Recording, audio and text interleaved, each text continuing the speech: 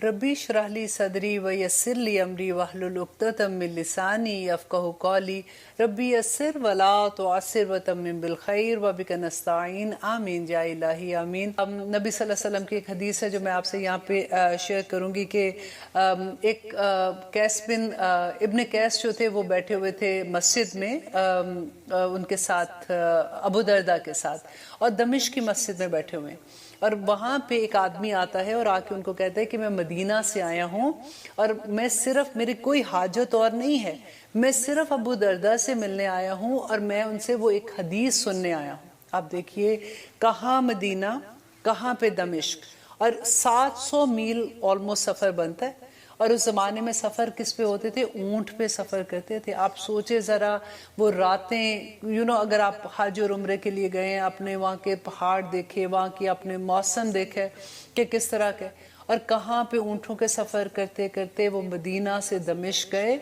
और अबू दरदा से मिलके उन्होंने क्या कहा कि मैंने सुना है कि आप नबी सल्लल्लाहु अलैहि वसल्लम से जो बराह रास्त हदीस सुन के वो बयान करते हैं, तो मैं आपसे वो हदीस लेने आया हूँ।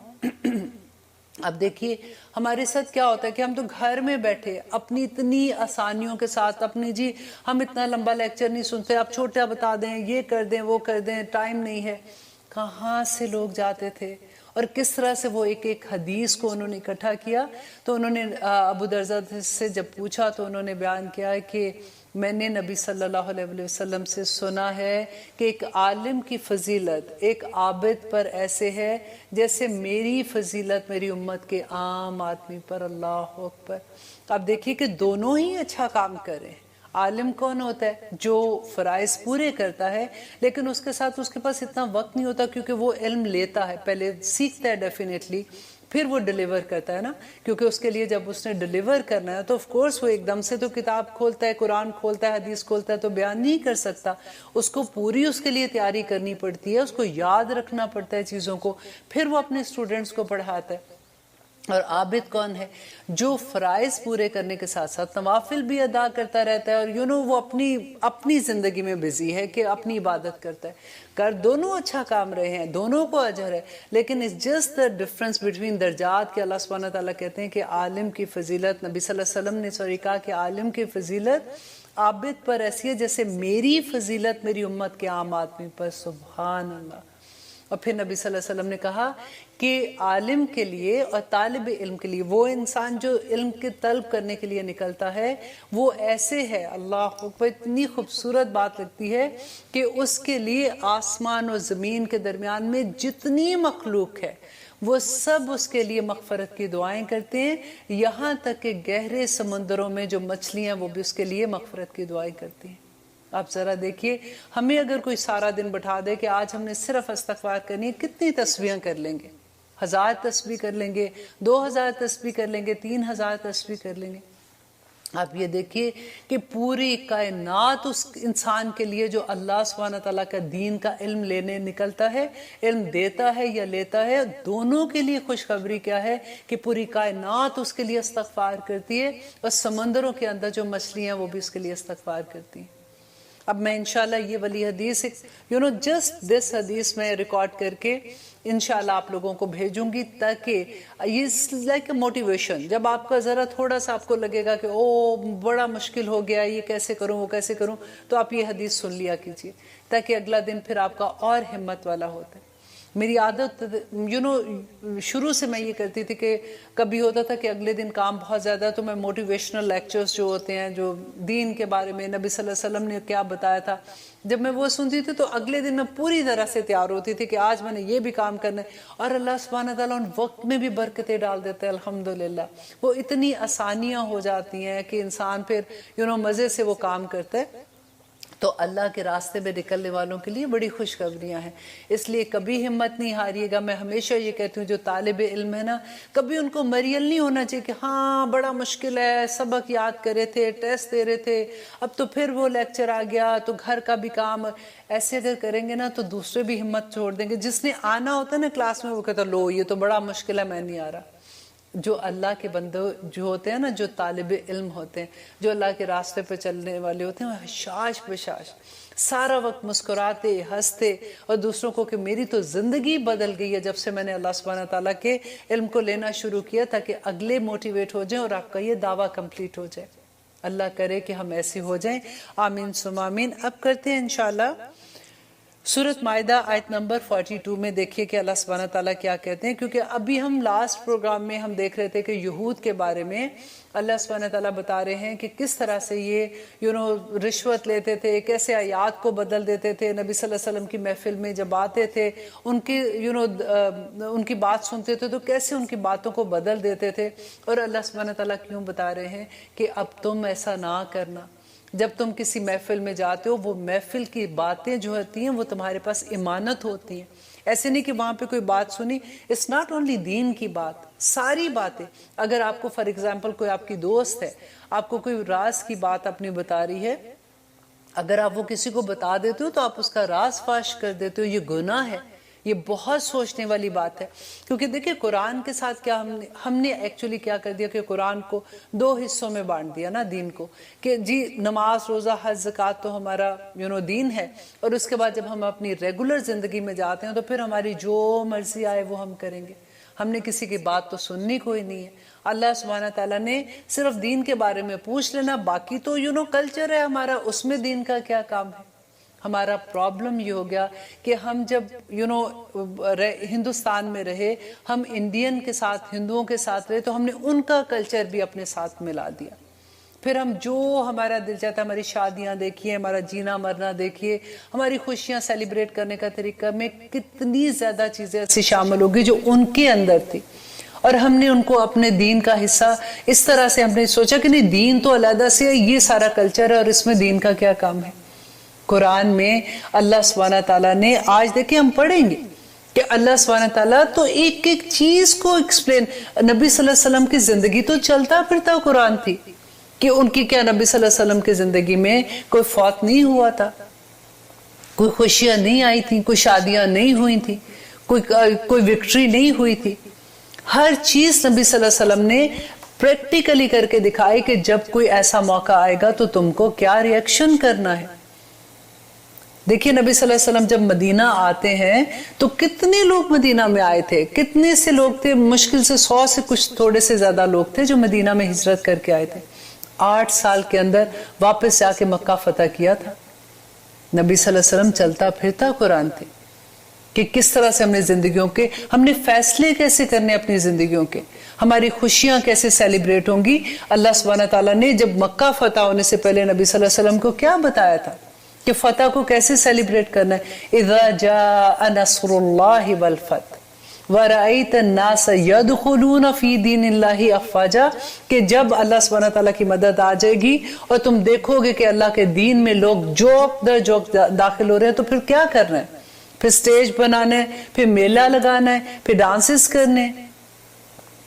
क्या कहा था कि यदखुलून फी दीनिल्लाहि अफ़वाजा फसब्बिह बिहम्दि रब्बिका वस्तगफिर इन्नहु कान तव्वाबा, कि अल्लाह सुब्हानहू तआला का शुक्र अदा करना है, अल्लाह की तस्बीह बयान करो जिसने तुमको ये विक्ट्री दी है।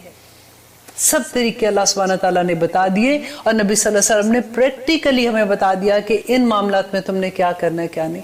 अल्लाह सुब्हानहू तआला हमें कुरान को समझकर उस पे अमल करने वाला बना दे, आमीन सुम्मा आमीन। हम कर रहे हैं सूरत अल माइदा आयत नंबर 42, सम्माऊना लिल काज़िबी, कि बहुत ज्यादा सुनने वाले हैं झूठ को।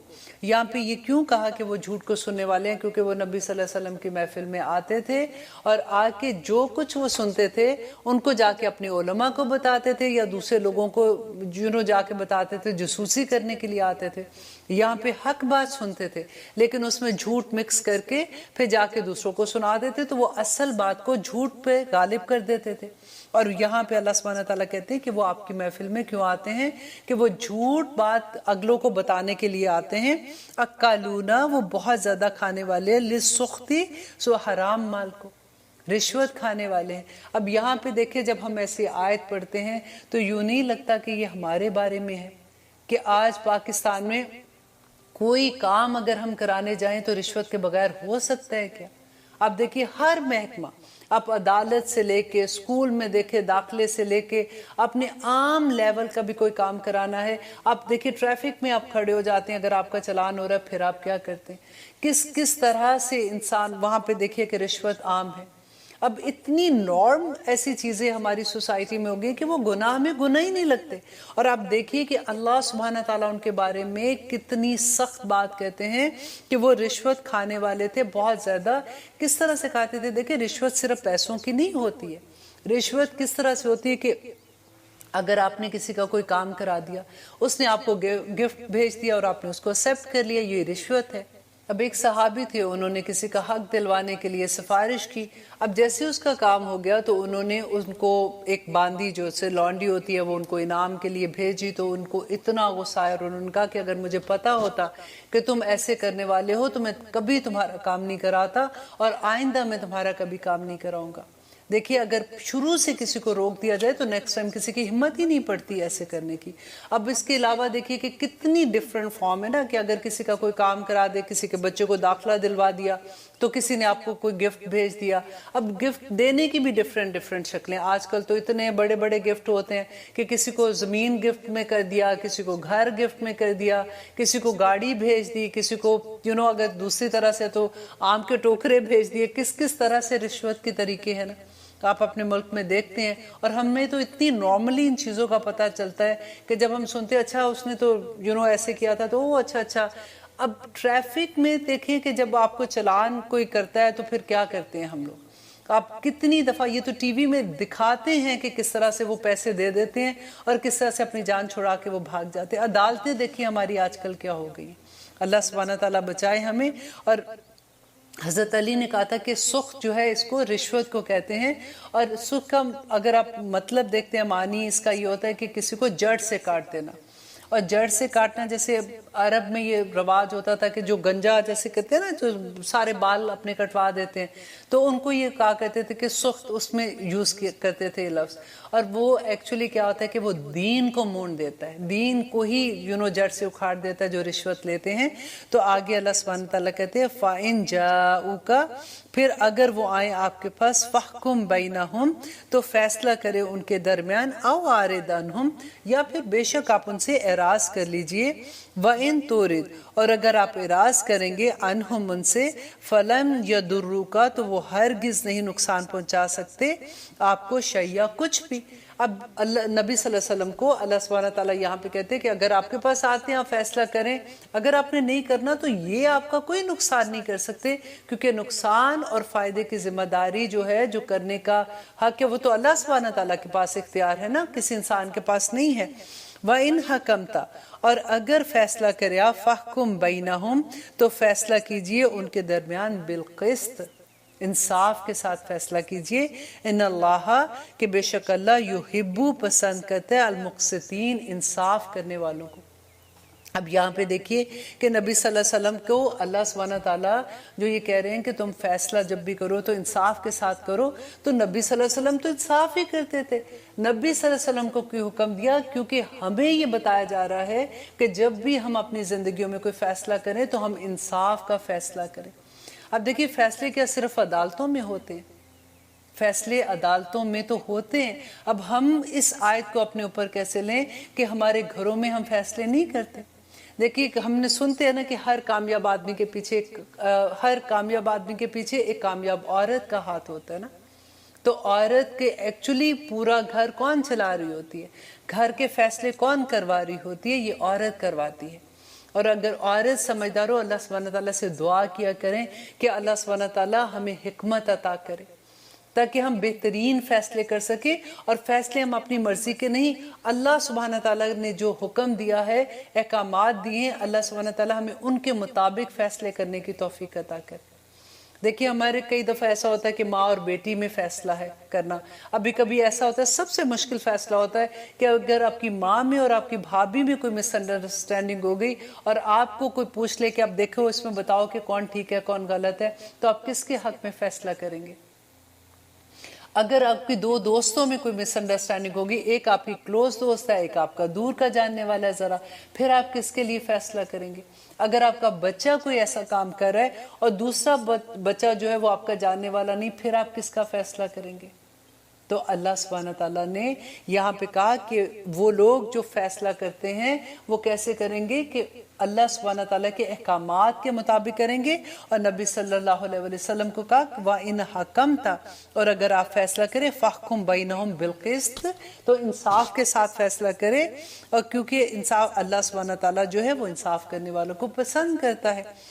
اور آگے دیکھیے کہ تعجب کی بات ہے کہ اللہ سبحانہ تعالیٰ کہتے ہیں وَكَيْفَ يُحْكِمُونَكَ، کہ وہ کس طرح منصف بناتے ہیں آپ کو، وَعِنْدَهُمُ التَّوْرَاةُ، کہ حالانکہ ان کے پاس تو اپنی تورات ہے، اپنی ان کے پاس کتاب ہے، فیہا، اس میں حکم اللہ، کہ اس میں تو اللہ سبحانہ تعالیٰ کے احکامات ہیں۔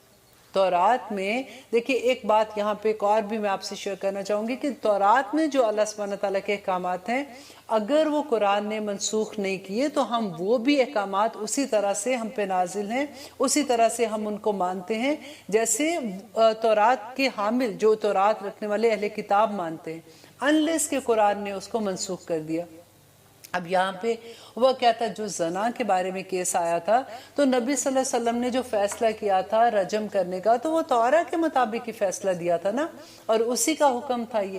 اب یہاں پہ اللہ سبحانہ تعالیٰ جو ان کو کہہ رہے ہیں کہ وہ جب آپ کے پاس آتے ہیں فیصلہ کرانے تو ان کے پاس تو اپنی کتاب ہے تورات، وہ آپ کے پاس کیوں آتے ہیں جبکہ اس میں اللہ کا حکم ہے؟ ثم، پھر یتولون، وہ منہ موڑ لیتے ہیں، من بعد ذلک، اس کے بعد کہ پہلے تو دیکھیے سب سے بڑی بات ہے کہ وہ تو آپ کو نبی ہی نہیں مانتے ہیں، تو وہ آپ کے پاس کیسے فیصلہ کرانے آتے ہیں؟ اور جب فیصلہ کر دیتے ہیں آپ تو پھر منہ موڑ لیتے ہیں۔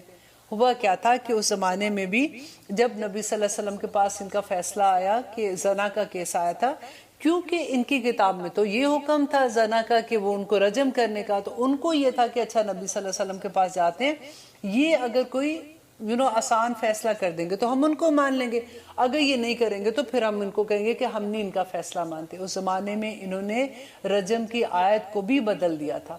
ہوا کیا تھا کہ ایک بادشاہ تھا اس زمانے میں، یا اس کا بچہ تھا، شہزادہ تھا، جو روایت میں ملتا ہے، اس سے کیا ہوا تھا کہ زنا کا کیس آیا کہ اس نے اس کو رجم کی سزا جیسے انہوں نے سنانی تھی۔ اب کیونکہ وہ بادشاہ کا بیٹا تھا اس لیے انہوں نے اتنی رشوت دی کہ انہوں نے اس فیصلے کو اس طرح سے بدل دیا کہ ہلکی مار مار کے تو اس کو اس کی سزا بس اتنی سے رکھ رہے ہیں۔ اب ہوا کیا کہ اسی زمانے میں ایک غریب بندہ تھا، اس سے بھی یہ گناہ ہو گیا۔ اب جب اس سے گناہ ہوا تو عدالت میں فیصلہ گیا، انہوں نے رجم کی سزا سنائی۔ انہوں نے یہ کہا کہ رجم کی سزا اگر اس کو دے، سارے لوگ اس کے ساتھ اکٹھے ہو گئے، انہوں نے کہا کہ اگر اس کو آپ رجم کی سزا دیتے ہیں تو پھر ابھی وہ بچہ جس سے بادشاہ کا جو بیٹا تھا شہزادہ، ابھی وہ زندہ ہے، پہلے آپ اس کو سزا دیں۔ تو پھر انہوں نے کیا کیا، سب نے اکٹھے ہو کے یہ فیصلے کے بارے میں فتویٰ ہی نیا نکال دیا کہ اب رجم کی آیت جو ہے اس کو چھوڑ کے، تو اب یہ ہے کہ اگر کسی سے کچھ ایسا ہو جاتا ہے تو اس کے لیے اس کو یہ سزا دی جائے گی کہ اس کو کوڑے مارے جائیں گے، ہلکی مار ماری جائے گی، پھر اس کا منہ کالا کر کے تو اس کو پورے شہر میں پھرایا جائے گا۔ اب جب یہ نبی صلی اللہ علیہ وسلم کے پاس آتے ہیں، آ کے جب یہ فیصلہ کرایا تو نبی صلی اللہ علیہ وسلم نے ان کو رجم کیا بتایا، تو انہوں نے انکار کر دیا۔ تو اللہ سبحانہ تعالیٰ کہتے ہیں پہلے یہ پوچھنے آتے ہیں، اس کے بعد یہ انکار کر دیتے ہیں، من بعد ذالک، اس کے بعد، وما اولئک، اور نہیں ہے یہ لوگ بالمؤمنین، ایمان لانے والے، یہ مومن ہے ہی نہیں ہے، اس لیے یہ ایسی حرکتیں کرے۔ اور آگے دیکھیے آیت نمبر 44 میں اللہ سبحانہ تعالیٰ کہتے ہیں اِنَّا، بے شک ہم نے، انزلنا، نازل کیا، تورات کو، فیہا، اس میں، ہدن، ہدایت ہے، ونور، اور وہ نور ہے۔ دیکھیں تورات جو ہے وہ ہدایت، گائیڈنس ہے، کیونکہ تورات ہے، زبور ہے، انجیل ہے، یہ تمام کتابیں اللہ سبحانہ تعالیٰ کی طرف سے نازل ہوئی ہیں، تو اللہ سبحانہ تعالیٰ کہتے ہیں اس میں گائیڈنس ہے، ونور، اور اس کے اندر روشنی ہے، یحکمو بہا، کہ فیصلہ کرتے تھے، بہا، ساتھ اس کے، النبیون، نبی، الذین اسلموا، وہ لوگ جو اسلام لائے تھے، جو مطیع ہو گئے تھے۔ اب شروع میں دیکھیں جب حضرت موسیٰ علیہ السلام پہ تورات جب نازل ہوئی تھی تو اس وقت ایسا نہیں تھا کہ یہ لوگ نہیں مانتے تھے. یہ لوگ تو وہ تھے اہل کتاب کے بارے میں ہم نے پڑھا ہے کہ اللہ سبحانہ تعالیٰ نے کہا کہ انی فضلتکم علی العالمین، کہ ان کو تو پورے جہانوں پہ فضیلت دی تھی اللہ سبحانہ تعالیٰ نے.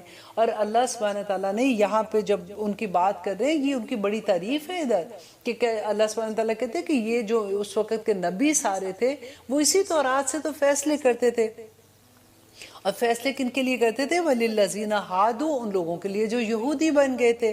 وَالرَّبَّانِيُّونَ، اور ربانی رب والے بھی، وَالْأَخْبَارُ، اور علماء جو تھے ان کے وہ بھی اسی تورات کے ساتھ فیصلے کرتے تھے.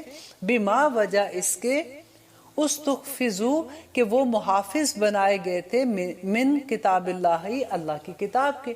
اب یہاں پہ اللہ سبحانہ تعالیٰ ان کی جو تعریف بیان کر رہے ہیں کہ یہ لوگ اس وقت جو فیصلے کرتے تھے وہ اپنی تورات کے مطابق ہی فیصلے کرتے تھے.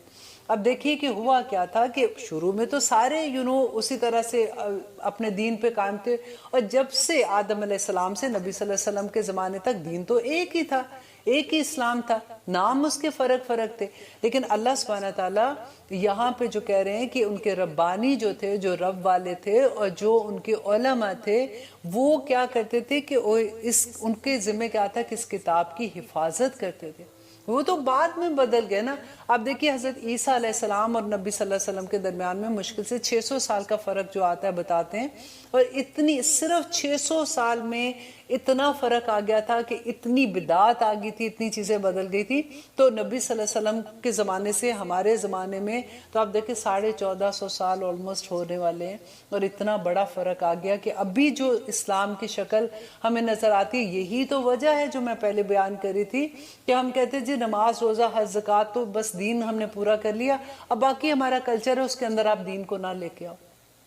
اللہ کرے کہ ہمارے سب کی زندگیوں میں یہ قرآن کھلے تاکہ ہمیں یہ پتہ چلے کہ اہل کتاب نے جو غلطیاں کی تھی وہ ہم نہ کریں.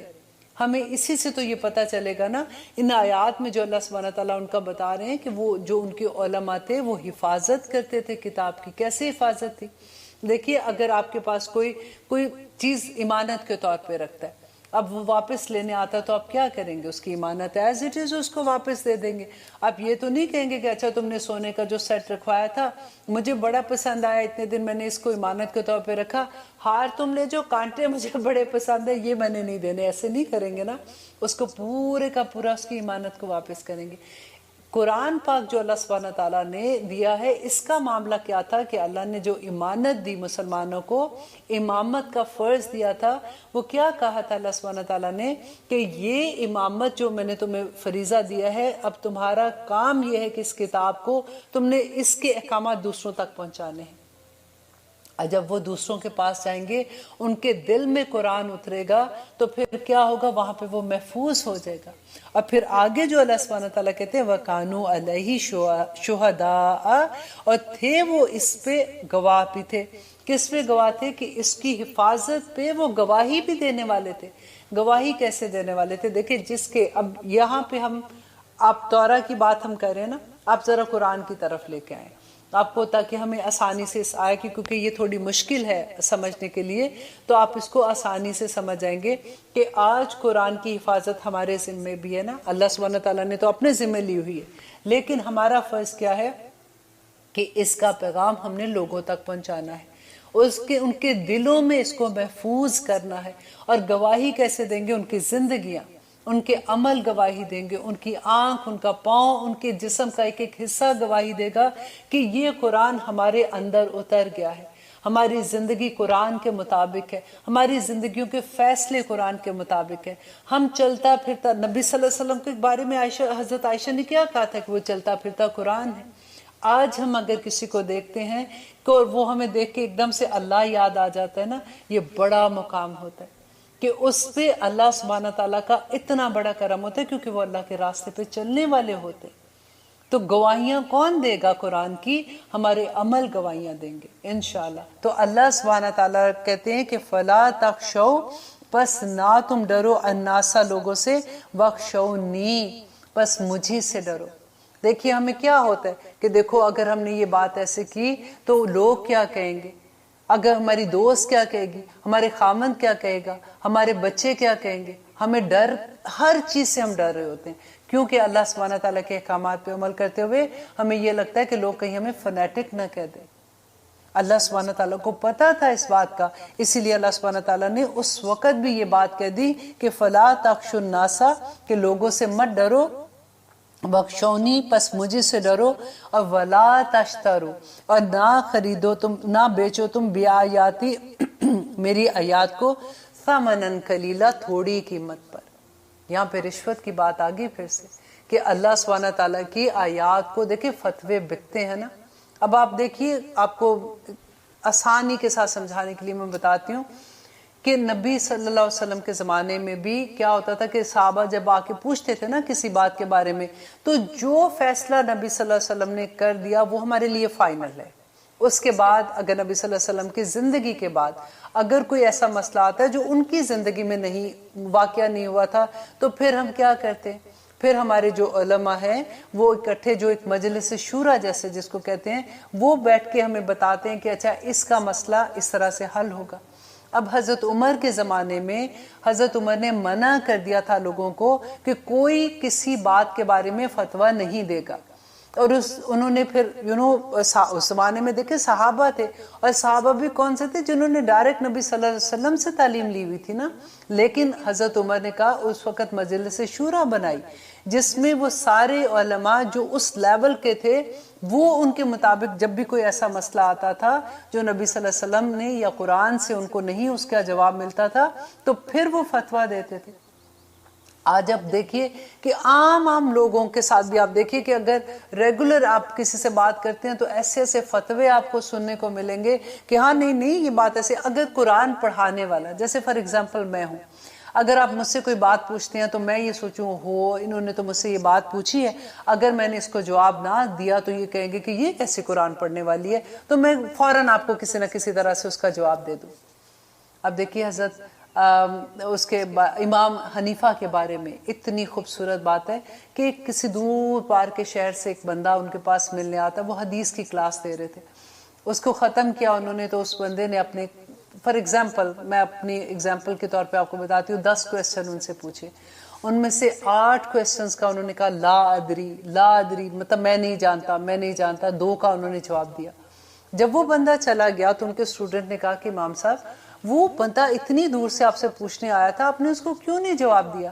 تو انہوں نے کہا کہ اگر میں اس کو ان چیزوں کا جواب دے دیتا، ان میں مجھے تھوڑا سا ڈاؤٹ لگ رہا تھا، تو اگر میں اس کو جواب دے دیتا تو یہ تو واپس جاتا، میں اس کو کہاں سے ڈھونڈتا، یہ جا کے اپنے لوگوں میں، اپنے قبیلے میں میری بات بتا دیتا اور لوگ اس پہ عمل کرنا شروع کر دیتے، تو میرا گناہ کس پہ چلا جاتا پھر؟ تو اس لیے میں ایسی بات نہیں بتانا چاہتی۔ یہ کون بات کہہ رہے ہیں؟ امام ابو حنیفہ کہہ رہے ہیں۔ اللہ اکبر۔ اور ہمیں دیکھیں کہ کوئی پوچھ لے غلطی سے تو ہمیں تو یہ لگتا ہے کہ اس کو تو پورا، نہ صرف اس کا جواب بلکہ آگے بھی 5-6 چیزیں لگا کے اس کو سارے جواب دینے ضروری ہو جاتے ہیں۔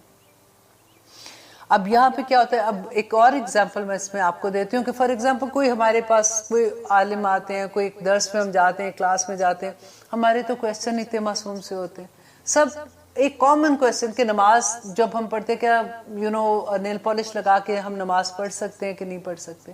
اگر وہ کہہ دے کہ نہیں پڑھ سکتے تو پھر آپ اگلے عالم سے پوچھنا شروع کر دیں گے، وہ جائیں گے پھر کسی درس میں جائیں گے تو آپ پھر وہی کویسچن ان سے پوچھیں گے۔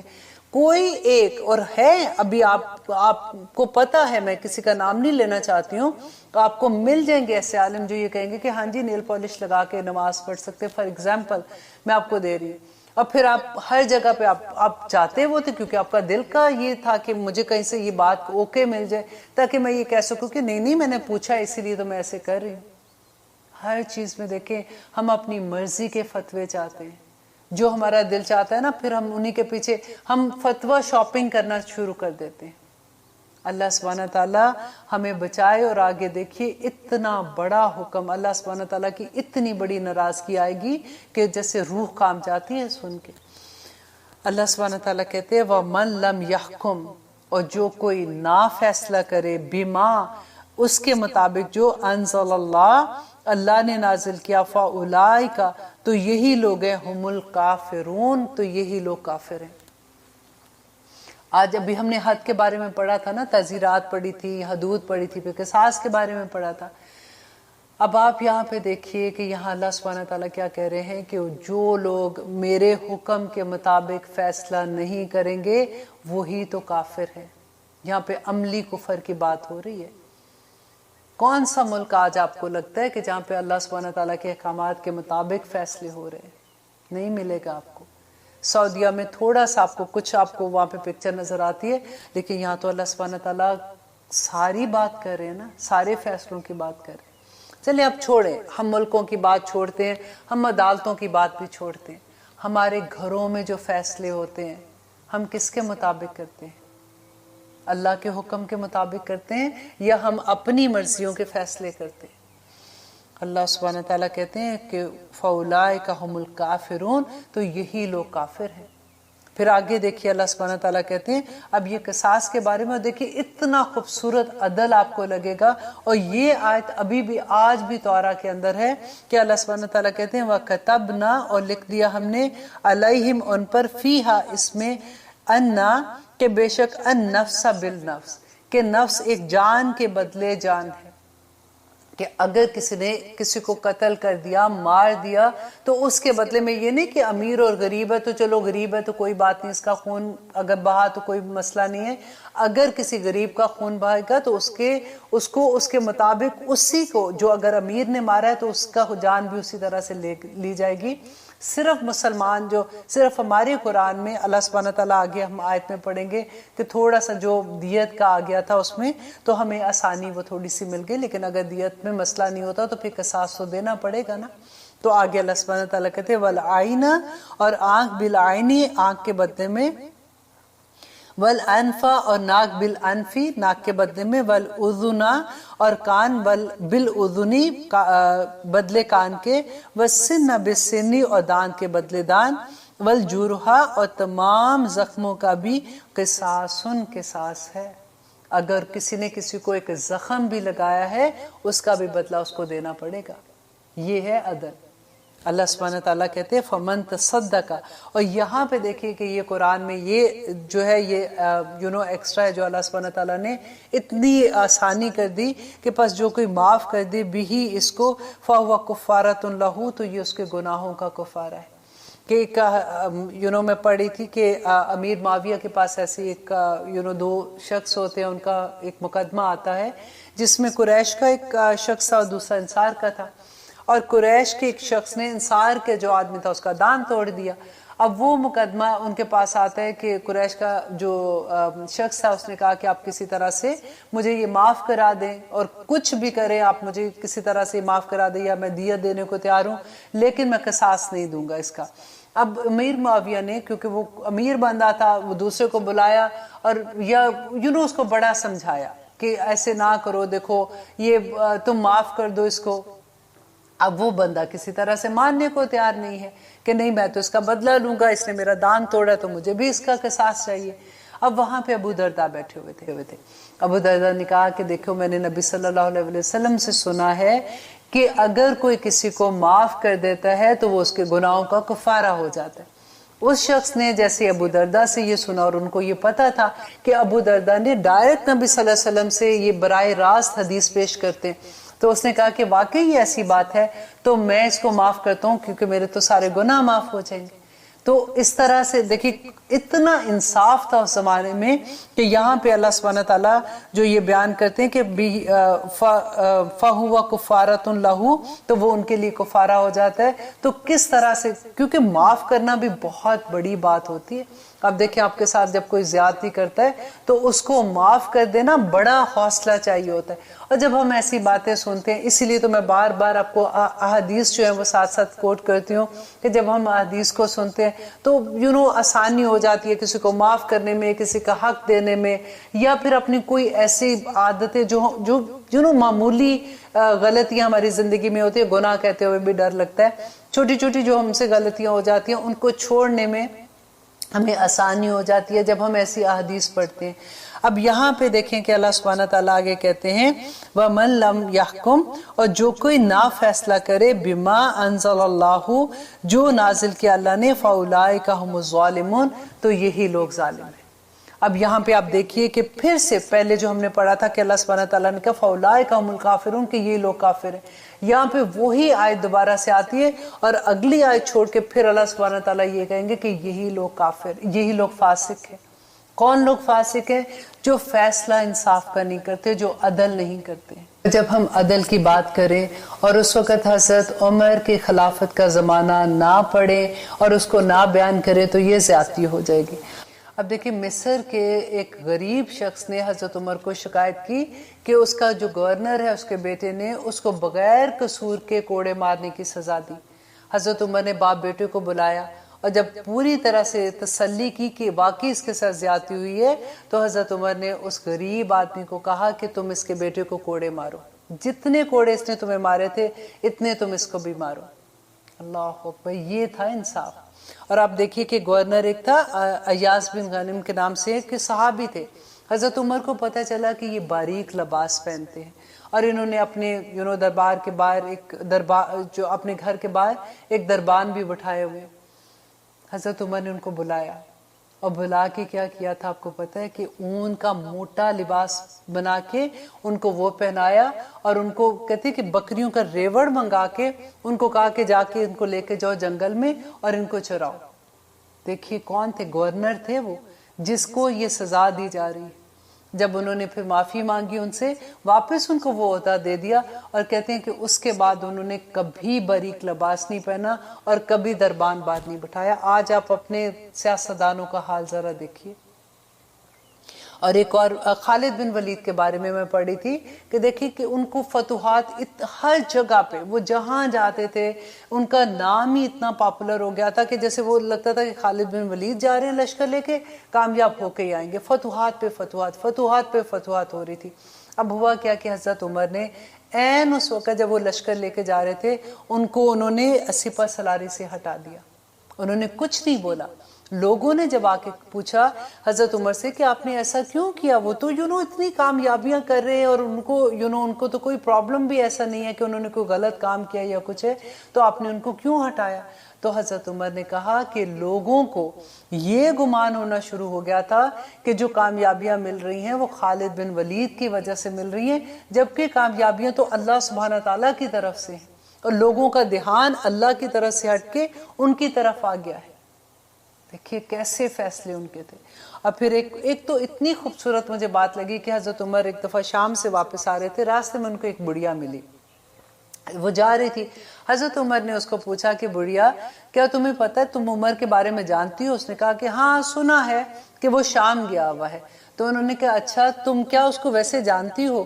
تو اس نے کہا کہ اللہ سمجھے اس کو کہ میرے پاس کھانے کو کچھ نہیں ہے، میرے حالات اتنے خراب ہیں، لیکن آج تک اس نے مجھے پھوٹی کوڑی نہیں دی۔ تو حضرت عمر نے کہا کہ بڑھیا کیا تم نے عمر کو بتایا اس کے بارے میں کہ تمہارے حالات ایسے ہیں؟ تو اس نے کیا جواب دیا کہ اگر خلیفہ وقت کو اپنی رعایا کا ہی نہیں پتا تو اس کو پھر خلیفہ ہی نہیں بننا چاہیے۔ حضرت عمر نے جب یہ سنا تو رونے لگے اور اس کو بڑھیا کو کہا کہ تم مجھے یہ بتاؤ کہ تم عمر کو کیا لے کے معاف کرو گی؟ اس نے کہا کہ اچھا مجھے اگر وہ 25 دینار دے دیتا ہے تو پھر میں اس کو معاف کر دوں گی۔ حضرت عمر نے اسی وقت اس کو 25 دینار دیے اور واپس آ کے اس کا وظیفہ مقرر کیا۔ اور ایک اور جگہ پہ آتا ہے کہ حضرت عمر ایک دفعہ ایک قافلے کے پاس سے گزر رہے تھے، انہوں نے دیکھا کہ ایک عورت ہے، اس کا بچہ رو رہا ہے اور وہ روتا جا رہا ہے اور عورت پاس کھڑی ہے اور اس کو چپ نہیں کرا رہی۔ تو حضرت عمر کو غصہ آیا، وہ اس عورت کے پاس گئے اور انہوں نے کہا کہ تم اس کو چپ کیوں نہیں کروا رہی ہو؟ تو اس نے کہا کہ یہ خلیفہ وقت جو ہے ہمارا عمر ہے، ان کو دیکھو اس زمانے میں ایسا تو ٹی وی تو تھا نہیں کہ ہر ایک کو پتا ہوتا کہ اچھا عمر کون ہے، شکل تو جانتے نہیں تھے اور ان کو نہیں پتا تھا کہ یہ امیر المومنین ہے اور ان کے لباس بھی ایسے نہیں ہوتے تھے۔ تو اس نے کہا کہ امیر المومنین نے کہا ہے کہ جب بچہ ماں کا دودھ چھوڑے گا تو پھر اس کو وظیفہ ملے گا، تو میں اس لیے اس کو پہلے سے دودھ چھڑا رہی ہوں کیونکہ میں غریب عورت ہوں تاکہ میرا اس کا وظیفہ لگ جائے۔ حضرت عمر اتنے پریشان ہوئے، اللہ سبحانہ تعالیٰ سے اتنی معافی مانگی اور جاتے ہی انہوں نے کیا کہ سب سے پہلے انہوں نے یہ اناؤنس کیا کہ جو بچہ پیدا ہوگا اس کو پیدا ہوتے ہی اس کو وظیفہ دے دیا جائے گا۔ دیکھیں یہ ہوتے ہیں حکمران، جب عدل کے ساتھ کام کریں تو تبھی تو بدلاؤ آتا ہے۔ اب انشاءاللہ آج ہم اپنے پروگرام کو یہاں پہ ختم کرتے ہیں.